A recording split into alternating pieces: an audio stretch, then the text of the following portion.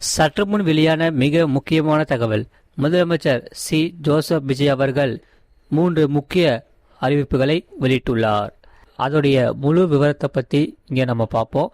அதை பார்க்குறதுக்கு முன்னாடி நீங்கள் நம்ம சேனலை சப்ஸ்கிரைப் பண்ணாமல் இருந்தீங்கன்னா மறக்காமல் வீடியோக்கு லைக் பண்ணிவிட்டு சேனலை சப்ஸ்கிரைப் பண்ணிவிட்டு வீடியோவை கடைசி வரைக்கும் முழுமையாக பார்த்து தெரிஞ்சுக்கோங்க. அதாவது சட்டப்பேரவை விதி எண் 110 கீழ் முதல்வர் விஜய் அறிவித்த 3 முக்கிய அறிவிப்புகளின் முழு விவரம் இங்கே பார்ப்போம். வெற்றி தமிழகம் தொலைநோக்கு திட்டத்தில் இடம்பெற்றுள்ள ஒவ்வொரு குடும்பத்திற்கும் விலையில்லா எரிவாயு சிலிண்டர் வழங்கும் திட்டம், பரந்தூரில் புதிய விமான நிலையம் திட்டத்தை கைவிடுத்தல், மகளிருக்கான கட்டணமில்லா வெற்றி பயணம் திட்டம் என 3 திட்டங்களுக்காக அறிவிப்பை தமிழ்நாடு சட்டப்பேரவை விதி எண் 110 கீழ் முதல்வர் சி ஜோசப் விஜய் அவர்கள் வெளியிட்டுள்ளார். இதை பற்றி படிப்படியாக முழுமையாக பார்ப்போம். நீங்கள் மறக்காமல் வீடியோக்கு லைக் பண்ணிட்டு பாருங்க. முதலாவது, மகளிருக்கான கட்டணமில்லா வெற்றி பயணம் பொறுத்தவரை ஒரு மாநிலத்தின் உண்மையான முன்னேற்றம் என்பது அதன் பொருளாதார வளர்ச்சியால் மட்டுமல்ல, பெண் கல்வி, வேலைவாய்ப்பு, மருத்துவம், வணிகம் மற்றும் சமூக வாழ்வின் அனைத்து தளங்களிலும் சுதந்திரமாகவும் பாதுகாப்பாகவும் பங்கேற்கும் வாய்ப்புகளாலும் அளவிடப்படுகிறது. அந்த வகையில் மகளிரின் பயண சுதந்திரம் அவர்களின் பொருளாதார சுதந்திரத்திற்கும் குடும்பங்களின் முன்னேற்றத்திற்கும் அடித்தளமாக இருக்கிறது.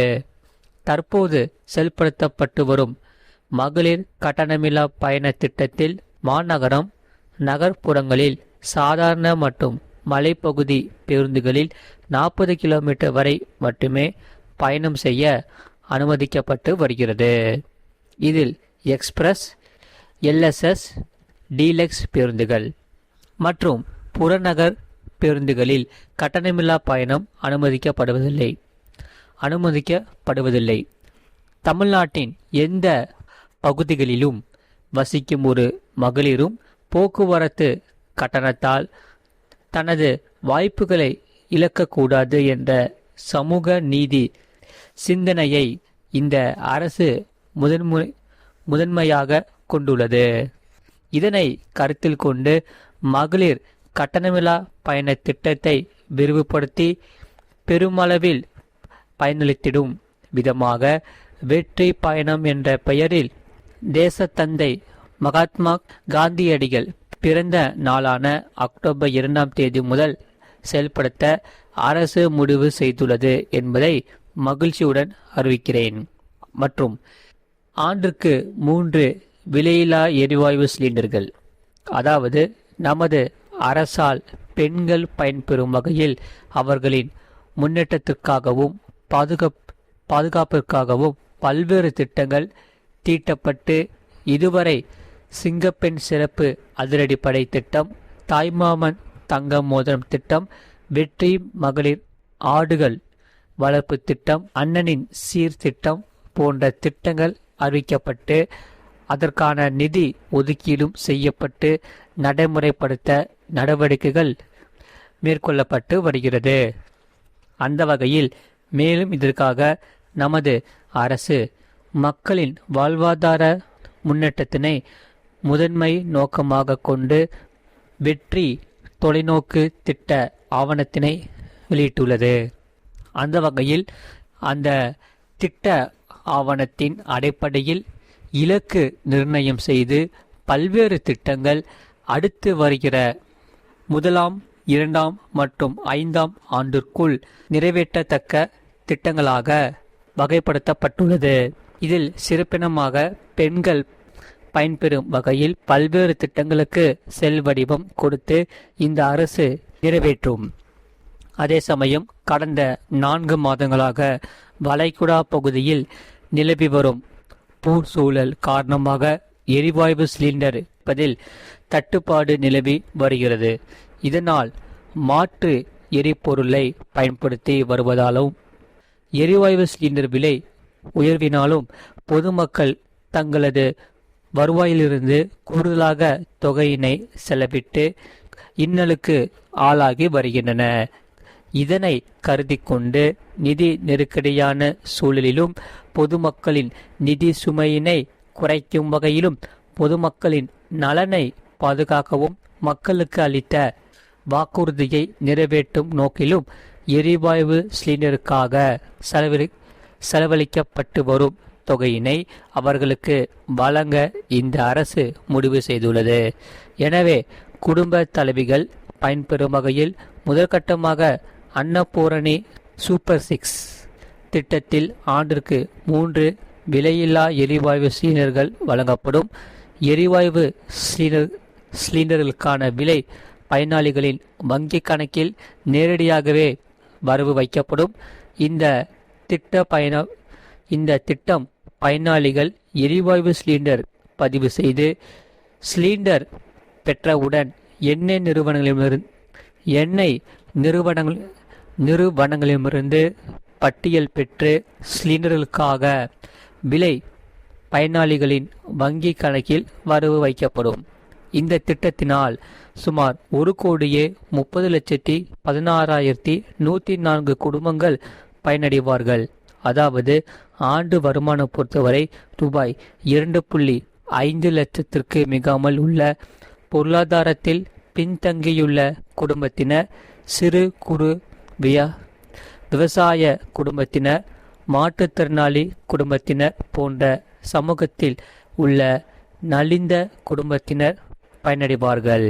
இந்த திட்டத்தினை செயல்படுத்துவதற்கான ஆயத்த பணிகள் துவங்கப்பட்டுள்ளது. இத்திட்டம் வரும் பொங்கல் பண்டிகை ஜனவரி மாதம் முதல் செயலாக்கத்திற்கு கொண்டு வரப்படும். இந்த திட்டத்திற்காக ஆண்டுதோறும் தோராயமாக ரூபாய் 4,000 கோடி ஒதுக்கீடு செய்யப்படும். அடுத்தது, சென்னையில் உள்ள மீனம்பாக்கம் விமான நிலையம் இந்திய விமான நிலையங்கள் ஆணையத்தால் AAI இயக்கப்படுகிறது. தற்போது இந்த விமான நிலையம் ஆண்டுக்கு 30 மில்லியன் பயணிகளை கையாளும் திறன் கொண்டதாக உள்ளது. அந்த வகையில் வளர்ந்து வரும் சென்னை மாநகரத்தின் தேவைகளை கருத்தில் கொண்டு, பயணிகளின் வசதிகளை கருத்திற்கொண்டு, தொழில் வளர்ச்சியினை கருத்திற்கொண்டு சரக்கு போக்குவரத்தை அதிகரிக்கும் வகையிலும் புதிய விமான நிலையம் அமைப்பதற்கான தேவை ஏற்பட்டுள்ளது. புதிய விமான நிலையம் அமைப்பதற்கு தேர்வு செய்யப்படும் இடம் பெரிய அளவில் விவசாயிகளை பாதிக்காத வகையிலும் அதிக அளவில் குடியிருப்புகளை அகற்றாத வகையிலும் அமைய வேண்டும். ஆனால் முந்தைய அரசு விவசாயிகளை பெரிய அளவில் பாதிக்கும் வகையிலும் குடியிருப்புகளை அதிக அளவில் அகற்றும் வகையிலும் விமான நிலையத்தை அமைப்பதற்கான முயற்சிகளை மேற்கொண்டது. எகனாபுரம் மற்றும் இதர கிராம மக்கள் இந்த விமான நிலையம் அமைப்பதை எதிர்த்து நடத்திய போராட்டங்களை அன்று நான் 20/1/2025 அன்று அந்த பகுதிக்கு சென்று அங்குள்ள மக்களின் குறைகளை கேட்டறிந்து பின்வரும் அறிவிப்புகளை வெளியிட்டேன்.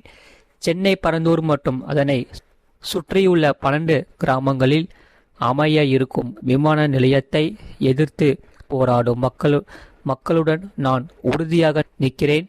நீண்ட நாட்களுக்கும் மேலாக இந்த திட்டத்திற்கு எதிராக போராடுவதும் விவசாயிகளுக்கு எனது ஆதரவை தெரிவித்துக் கொள்கிறேன். விவசாயிகளே நாட்டின் முதுகெலும்பு. இந்த விவசாய நிலங்களை பாதுகாக்க இந்த மக்கள் போராடி வருகிறார்கள். விக்கிரவாண்டியில் அக்டோபர் 2024 நடந்த பொதுக்கூட்டத்திலேயே பரந்தூரில் புதிய விமான நிலையம் அமைப்பதற்கு எதிர்ப்பு தெரிவித்திருக்கிறேன்.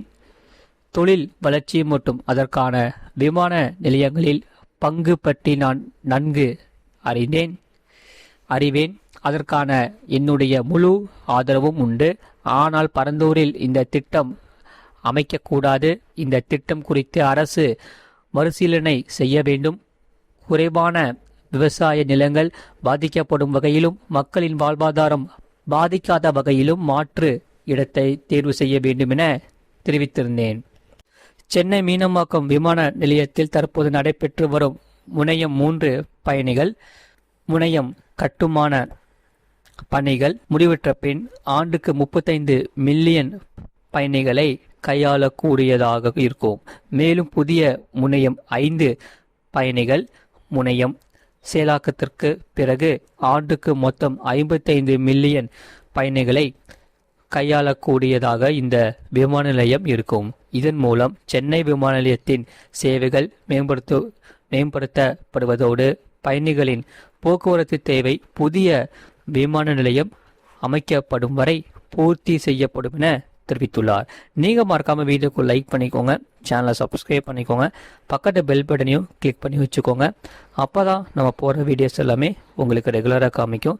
அதே சமயம் இந்த செய்தியை பற்றி நீங்கள் என்ன சொல்கிறீங்க, உங்களுடைய கருத்துக்கள் என்னென்னு கமெண்ட் செக்ஷனில் மறக்காமல் கமெண்ட் பண்ணிக்கோங்க. இவ்வளோ நேரம் முழுமையாக வீடியோ பார்த்ததுக்கு மிக்க நன்றி. மீண்டும் நம்ம அடுத்த வீடியோவில் நம்ம கண்டிப்பாக சந்திப்போம். நன்றி, வணக்கம்.